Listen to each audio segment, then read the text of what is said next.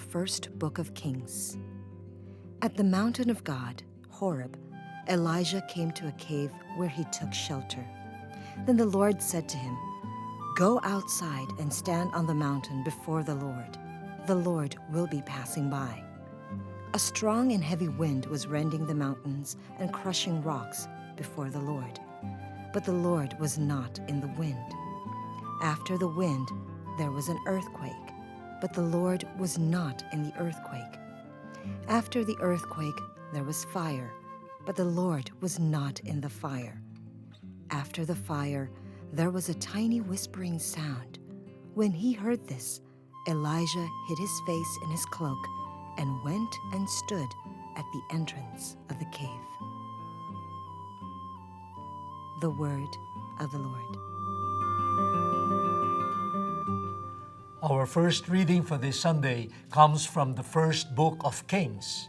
The figure of the prophet Elijah is at the center of the reading. Elijah was running away from his enemies. He was running away from danger. But of course, it was also partly a running away from a mission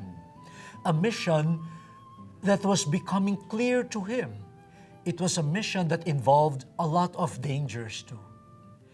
And he went to a cave found on the mountain of God, Horeb. Apparently, it was a way of running away from the one who had chosen him, the one who had commissioned him. He was running away from God. Don't we all experience that?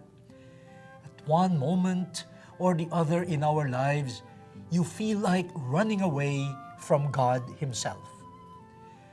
But then, God comes to Elijah. God comes to that holy mountain. It is His mountain. And He asks Elijah to come out to meet Him. This is not strange in the Old Testament.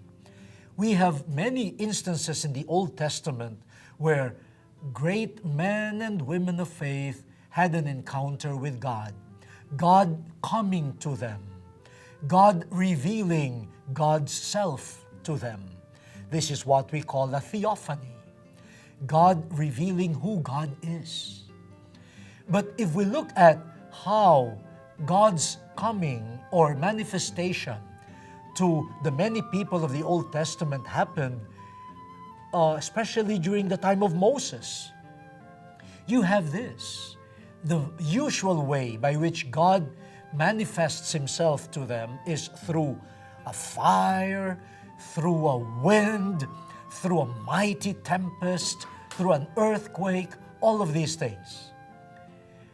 And Elijah, in this story, sort of expected that. But God was not in the mighty wind. God was not in the earthquake. God was not in the fire. But these were the usual manners or ways by which God revealed Himself in the other instances of theophanies in the Old Testament. While the episode that we have in the first reading does not deny that God could reveal Himself through wind, through earthquake, through fire, the way God already manifested Himself in these ways to many people, God was telling us, be open. God can come to you in a surprising way. And here, Elijah encountered God through the silent whispering wind. A very humble way of manifesting Himself. According to the first reading, after the fire, there was a tiny whispering sound. When he heard this, Elijah hid his face in his cloak and went and stood at the entrance of the cave. God comes to us through this gentle, whispering sound. So the point is this: God comes to us, and that's good news. When we are enveloped by dangers, by fear, by uncertainties, when we have so many questions in our minds, creating a storm in our minds and our hearts, when we, like Elijah, face harsh realities, even the prospect of death, when you are fearful, God comes to you. You feel like withdrawing. You feel like wanting to be alone. You even want to run away from God. But the good news is, God sees you, and God comes to you. And God is creative. God can come to you in an assuring, quiet way, like a whispering sound. But be attentive and be glad you are not alone. God approaches you.